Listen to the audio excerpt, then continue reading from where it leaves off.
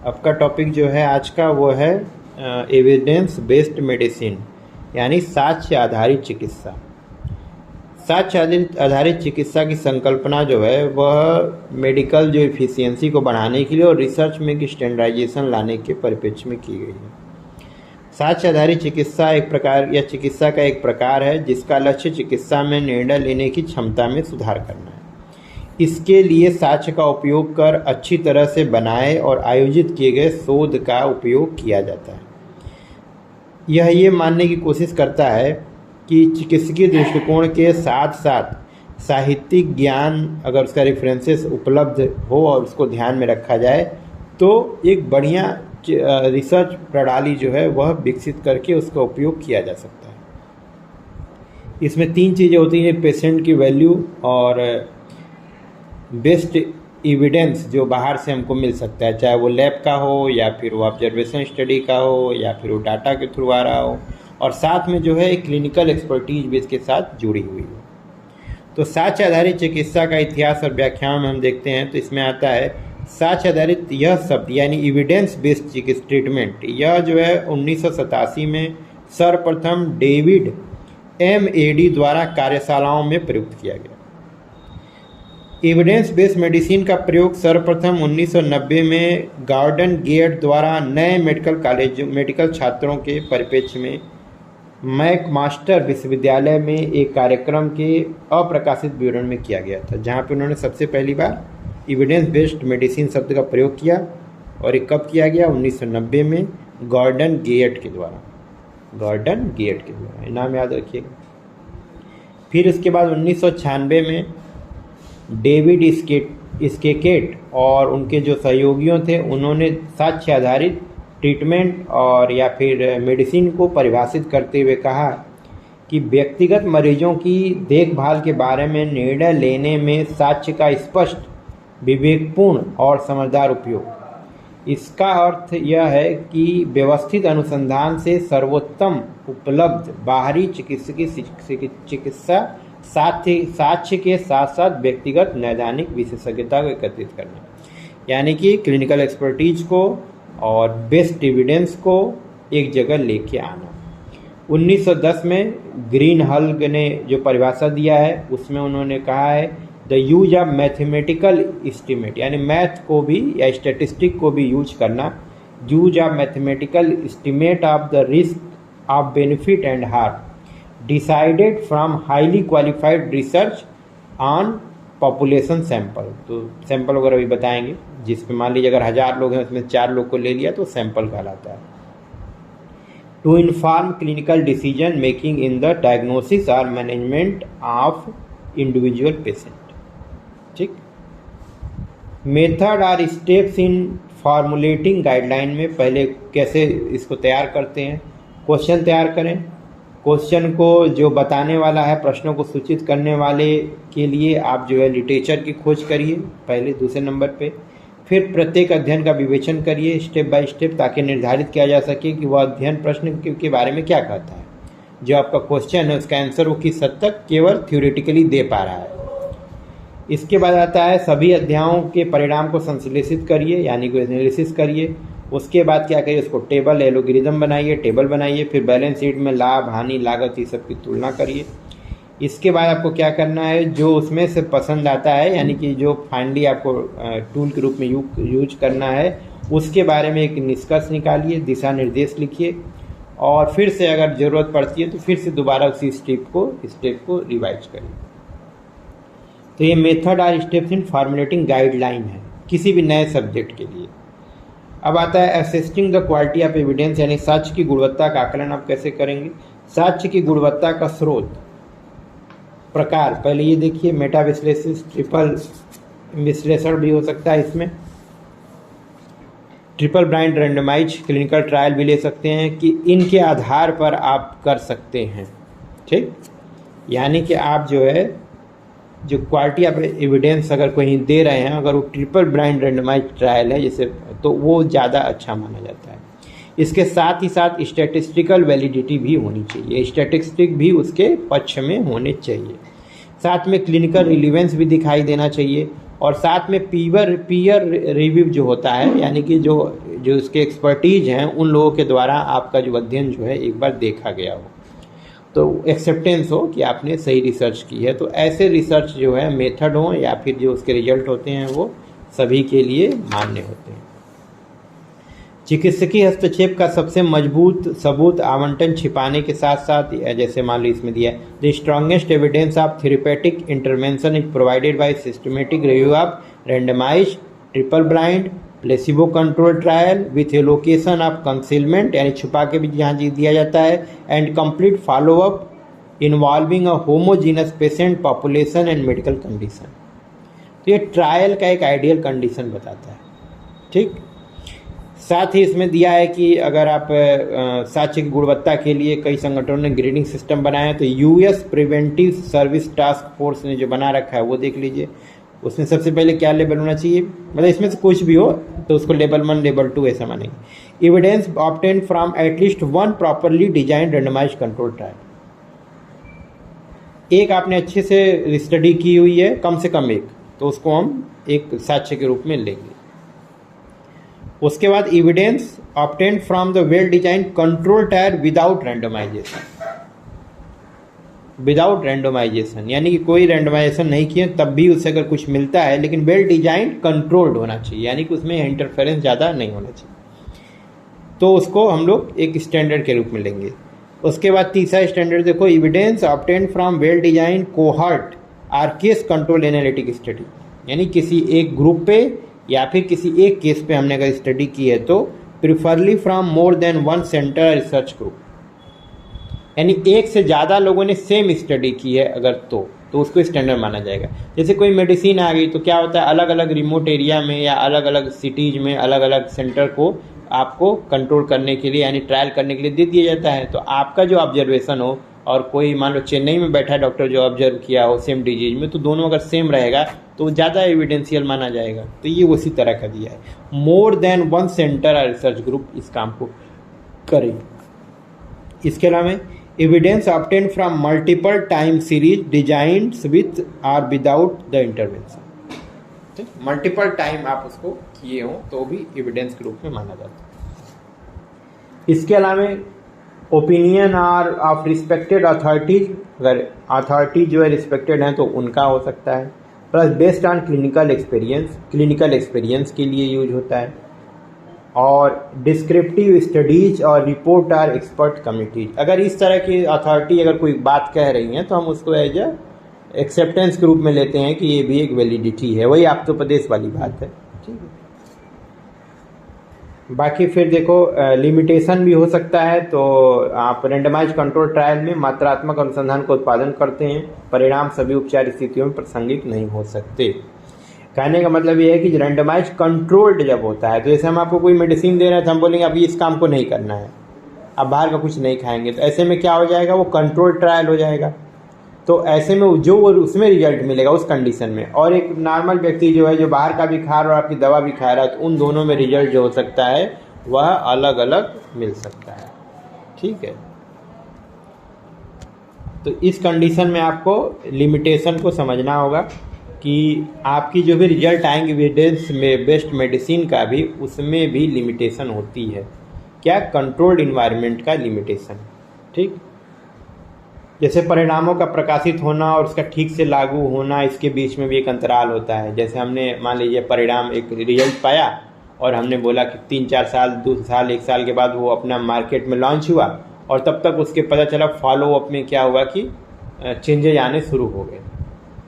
जैसे एंटासिड के रूप में था अपना ये सब यूज हो रहा था, और यूज होने पे ये क्या रेंटिलिन वगैरह, और 20 साल बाद पता चला कि ये गैस्ट्रिक अल्सर कॉज करता है या गैस्ट्रिक कैंसर भी कर देता है। तो ऐसे में क्या होगा कि बीच में जो गैप हो गया इसी में उसने अपना अच्छा खासा वो बीमारी पैदा कर दी। बल्कि अच्छे से स्टडीज मेडिसिन है, ह्यूमन ट्रायल हुआ होगा तब मार्केट में आया होगा, लेकिन फिर भी उसके फॉलोअप में रिजल्ट आ सकते हैं। अनुसंधान जब भी कोई होता है तो रिसर्च जो होता है वह एक पॉपुलेशन को लेके किया जाता है। ठीक, लेकिन जो दवाइयाँ दी जाती हैं वो एक व्यक्तिगत दी जाती है, एक व्यक्ति को दी जाती है। ठीक है, जैसे एक कोई फीवर की दवा दी हमने, 10 लोग को दी, 9 लोग का उतर गया, तो 9 हम मानेंगे कम्युनिटी में बड़ी अच्छी मेडिसिन आई है, या 7 लोग का उतर गया, लेकिन 3 लोग जो बच गए वो तो उस दायरे से बाहर हो गए ना। तो ये उस मेडिसिन का लिमिटेशन है कि कम्युनिटी पे आप भले अप्लाई कर सकते हैं लेकिन किसी व्यक्ति पे अप्लाई नहीं कर सकते, ठीक, क्योंकि हर व्यक्ति अपने आप में अलग है। तो हो सकता है उसका फीवर ना उतरे, या सेम कोई आम आदमी की दवा दे रहे हो एक पेशेंट को तो उसको आराम हो गया, मिलता जुलता दूसरा व्यक्ति उसको बिल्कुल नहीं आराम हो रहा। आपको लग रहा है दोनों केस एक ही है, क्योंकि व्यक्तिगत रूप से दोनों अलग अलग हैं। इस वजह से कम्युनिटी पे अप्लाई होगा, एक प्रोटोकॉल कम्युनिटी के लिए बनता है, किसी एक व्यक्ति के लिए नहीं बनता। तो समाज में 70% 80% ही लागू हो पाएगा, 100% लागू नहीं हो पाएगा। ये हो गया आपका यहाँ पे। और इसके बाद आता है साइंटिफिक राइटिंग, ये अलग टॉपिक है और सेपरेटली पूछा जाता है। तो जब भी आप, मैंने कोई रिसर्च आपने कर लिया तो आप किसी को समझाएंगे कैसे, है ना, परार्थानुमान जो है तो कैसे होगा। जब एक वैज्ञानिक शोध एक लोकप्रिय वैज्ञानिक क्षेत्र में शोधकर्ता द्वारा लिखा जाता है तो उसे वैज्ञानिक लेखन कहा जाता है। वैज्ञानिक जांच के परिणामों को बताने के लिए एक प्रभावी उपकरण है। वैज्ञानिक लेखन के 2 महत्वपूर्ण उद्देश्य हैं। पर्पज ऑफ साइंटिफिक राइटिंग, जानकारी को प्रस्तुत करना ताकि इसे पुनः प्राप्त किया जा सके, एविडेंस के रूप में हमेशा बना रहे। दूसरा, पर्याप्त जानकारी प्रस्तुत करना ताकि इसका डुप्लीकेशन यानी रेप्लिकेशन किया जा सके, अगला व्यक्ति भी इस चीज़ को ट्रायल सही प्रकार से कर सके। तो इसके लिए हमको क्या करना है, एक साइंटिफिक राइटिंग का स्टैंडर्ड जो होता है उसको याद रखना है। सबसे पहले टाइटल, टॉपिक और subject and what expect of the topic was studies, ठीक, हमें सब्जेक्ट का टॉपिक देखना। उसके बाद आता है सार। सार में क्या करेंगे, पेपर का सारांश देखेंगे, अध्ययन का मुख्य कारण क्या है, परिणाम क्या है, मुख्य निष्कर्ष क्या निकला, यानी उसको बोलते हैं एब्स्ट्रैक्ट। एब्स्ट्रैक्ट में क्या आता है, summary of the paper, main reason of the study and result and main conclusion. ये छोटा सा ही आपने एब्स्ट्रैक्ट में लिख देते हैं, टॉपिक के बाद एब्स्ट्रैक्ट लिख देते हैं, लोग वहाँ पढ़ें जिसको और डिटेल पढ़ना है और फिर वो नीचे जाएगा। फिर आता है introduction, why the study was undertaken. फिर material and method, how the study was undertaken, यानी कैसे किया गया। उसके बाद discussion and conclusion, why this result could be significant, ये किस प्रकार से यह काम लायक है ये देखना है। और उसके बाद बिब्लियोग्राफी या रेफरेंसेस, यानी कंप्लीट लिस्ट ऑफ सोर्सेस, आपने कहाँ से लिखा है इसको। तो सबसे पहले टाइटल कैसा होना चाहिए, टाइटल की कुछ क्वालिटी देखते हैं। यह विशिष्ट होना चाहिए, वो अनुसंधान के रिसर्च के मुख्य पॉइंट को का सारांश होना चाहिए। शीर्षक के नीचे जो शोधकर्ता है, रिसर्चर का नाम होना चाहिए, और अगर कोई गाइड करने वाला है तो उसका भी नाम होना चाहिए। फिर उसके बाद एब्स्ट्रैक्ट लिखना है, तो ये लेख का सारांश होता है, जो भी रिसर्च पेपर उसका सारांश। ये 50 से 100 शब्दों में होता है। इसमें अध्ययन के लक्ष्य, परिणाम और मुख्य निष्कर्ष तीनों लिखेंगे। अध्ययन के पैरामीटर इसमें जोड़ सकते हैं, कब कहाँ आयोजित किया गया, यदि लागू हो, नमूना आकार, विशिष्ट प्रजातियाँ आदि का वर्णन करना चाहिए। सार के अंत में मुख्य शब्द यानी कीवर्ड भी जोड़े जाने चाहिए। परिचय में क्या आता है, इंट्रोडक्शन आता है। परिचय अध्ययन की पृष्ठभूमि है जिसमें प्रश्न की जांच क्यों की गई और यह क्षेत्र में किए गए पहले शोधों से कैसे संबंधित है, इस पर चर्चा की जाती है। व्यापक परिचय व्यापक संदर्भ से शुरू होता है और धीरे धीरे संकुचित होकर विशिष्ट समस्याओं को, यानी पहले आप जनरल आइडिया देंगे ब्रॉड लेवल पे क्या है, और फिर उसकी आकर के, जैसे मान लो किसी बता दें कि जॉइंट का पेन है, ऑस्टियोआर्थराइटिस, इस लेवल पे होता है, पॉपुलेशन भी इतना मिलता है। फिर उसके बाद लास्ट में आ जाएंगे, कोई एक व्यक्ति मेरे पास आया और मैंने उसका ट्रीटमेंट ऐसे दिया, तो सिंगल केस स्टडी के रूप में इसको माना जाएगा। फिर इसमें दिया है कुछ उसके क्लासेस, मतलब उसके क्राइटेरिया होते हैं। तो अध्ययन विषय पर केंद्रित हो, 2 या 3 वाक्यों से शुरुआत करें। इसके पश्चात समस्या का वर्णन करें, उसके इतिहास के साथ पिछले अनुसंधानों का वर्णन करें। आपका कार्य मौजूदा ज्ञान के अंतर को कैसे करता है, इसका वर्णन करें। इसके बाद देखते हैं कि आपका कार्य मौजूदा ज्ञान के अंतर में अंतर कैसे रखता है, यानी आप पहले से ऑलरेडी रिसर्च मटेरियल है, रिसर्च हो रखा है, जो भी जानकारी अवेलेबल है, उसके बाद भी आप भी उसी पे काम कर रहे हैं, तो क्यों काम कर रहे हैं, उसका रीजन आपको बताना पड़ेगा। मेरा स्टडी कैसे इसमें हेल्प कर रहा है, तो ये आपको बताना चाहिए। और ये आपका जो राइटिंग है वो किसको, ऑडियंस आपका क्या होगा, रिसर्चर होंगे कि स्टूडेंट होंगे कि पब्लिक मीडिया है, मास है, जानमान सामान्य कम्युनिटी है, तो कौन इससे प्रभावित हो रहा है, इसके बारे में भी आप बताएं। इसके बाद आता है मटेरियल और मेथड। मटेरियल और मेथड में क्या आता है, इस अध्ययन को कैसे किया गया इसका वर्णन करना है आपको। यह खंड काल अनुक्रमिक क्रम में लिखा जाता है, अर्थात क्रम में प्रत्येक प्रक्रिया का वर्णन किया जाता है। जैसे अध्ययन का क्षेत्र क्या है, अध्ययन की पॉपुलेशन आपने क्या लिया है, सैंपलिंग कैसे की है और उसका एनालिसिस कैसे किया है। इसके बाद आता है इसमें डिजाइन। तो डिजाइन के बारे में प्रक्रियाओं को आपको एक प्रोटोकॉल डेवलप करके देना होगा, किस रूप में आपने कैसे कैसे किया है। अगर कोई विशेष तकनीक का प्रयोग किया है तो क्यों किया है वो भी आप बताइए। कोई विशेष उपकरण इंस्ट्रूमेंट यूज हुआ हो तो उसके बारे में भी बताइए। एजम्पशन क्या रहा आप ये भी आपको बताना है, ठीक है। और साथ में जो है सॉफ्टवेयर आजकल तो आ गया है स्टैटिस्टिकल जांच टेस्ट के लिए, तो उस सॉफ्टवेयर के बारे में भी आपको बताना पड़ेगा, ठीक। इसके बाद आता है 5वें नंबर पर रिजल्ट। इस खंड में अध्ययन में पाए गए तथ्यों को प्रस्तुत करते हैं। डेटा का विस्तार से विवरण प्रतिशत, तालिका मतलब जो परसेंटेज में, और टेबल फॉर्म में, और न्यूमेरिकल वैल्यू में, ग्राफ आदि के रूप में प्रेजेंट करना चाहिए डाटा। केवल डायरेक्ट डाटा आप वैल्यू लिखेंगे तो कुछ समझ में नहीं आता, कोई एजम्पशन नहीं बन पाता। लेकिन वही पिक्टोरियल फॉर्म में आ जाता है, पिक्चर फॉर्म में आप बना देंगे तो जल्दी समझ में आता है। और प्रत्येक प्रकरण के रूप के पूर्व एक वाक्य में सार यानी कि उसको आप समरी बता दिया करिए, ताकि जिसका इंटरेस्ट है वही आपके डीपली पढ़े, और बाकी ऊपर वाला सार मिल गया, इसमें ये चीज़ मिला है कंक्लूजन, तो देखते चले। फिर लास्ट में आपको सबका डिस्कशन और कंक्लूजन लिखना है। इस खंड में क्या कंक्लूजन हुआ है ये आपको बताना है, और इसके पहले फिर से आप डिजीज के बारे में या जिसके बारे में परिचय एक बार फिर से जोड़ दीजिए, और हाइपोथेसिस आपने क्या बनाई थी उसके बारे में बता दीजिए, और हाइपोथेसिस एक्सेप्ट हुई कि नहीं हुई ये भी बताइए, और सारे मुद्दों को निष्कर्ष निकालिए जो जो आपने क्वेश्चन मार्क में इंट्रोडक्शन में बता रखा था, ये प्रॉब्लम की वजह से मैं इस पर काम कर रहा हूँ, वो सारा बताइए। और अध्ययन की सीमाओं के बारे में भी आप ऑनेस्टली बताइए कि मैंने इस कंडीशन में कंट्रोल इन्वायरमेंट में ऐसा ऐसा किया, ठीक। इसमें नहीं कि मैंने ये दवा दी रिजल्ट ले लिया। अब ये नहीं बता रहे कि वही दवा आपने ग्रीष्म ऋतु में दी थी या ठंडी में दी थी। अब जॉइंट पेन में ग्रीष्म ऋतु में जितना रिलीफ हम थोड़ी दवा से पा जाएंगे, ठंडियों में उतना नहीं मिलेगा हमको। तो आपको ये बताना पड़ेगा किस कंडीशन में आपने ये किया है जो आपको इतना अच्छा रिजल्ट मिला है, ठीक। फिर आता है लास्ट में अपना कंक्लूजन बताइए, और भविष्य में इसमें क्या फ्यूचर रिसर्च हम कर सकते हैं अपनी स्टडी को आगे ले जाने के लिए, तो उसके बारे में भी अगर कोई क्लू बच रहा है तो आप उसके बारे में भी बताएं। इसके बाद आता है बिब्लियोग्राफी या रेफरेंसेस। यह ग्रंथ सूची उन स्रोतों की सूची है जो शोध पत्र में उपयोग की गई। जैसे आपने बता दिया कि ये बीमारी 500 लोगों में होती है, या 50% लोगों में है, 1000 लोगों में, तो वो आप किस आधार पे कह रहे हैं, तो उसका कोई रेफरेंस तो लिए होंगे ना। जैसे आप लोग का कम्युनिटी मेडिसिन में हर बीमारी का रेफरेंस लिखा हुआ है कि इतने % पॉपुलेशन में है, इतनी एपिडेमिक है, इंडेमिक है, इतने लोग इसमें से प्रभावित हुए हैं, या फिर मान लीजिए कि कार्डियक डिजीज इतना है, डायबिटीज इतना बढ़ रहा है, तो सबके बारे में हमें पास आंकड़ा है ना, तो उन आंकड़ों का एक रेफरेंस तो लिखना पड़ेगा। उसके बाद जो है कोई बुक से अगर रेफरेंस लिया तो वो भी लिखिए, अल्फ़ाबेट के क्रम में लिखिए। यदि स्रोत एक पुस्तक है तो इस पद्धति पर इसका पालन करिए। कैसे लिखना है, अगर मान लीजिए कोई पुस्तक से आपने उठाया है तो सबसे पहले लेखक का अंतिम नाम लिखिए, उसके बाद उसका प्रथम नाम लिखिए, फिर उसका बुक का नाम लिखिए, फिर प्रकाशक कहाँ छपी है ये लिखिए, और पृष्ठ लिखिए, इस पृष्ठ से मैंने ये उठाया, ठीक।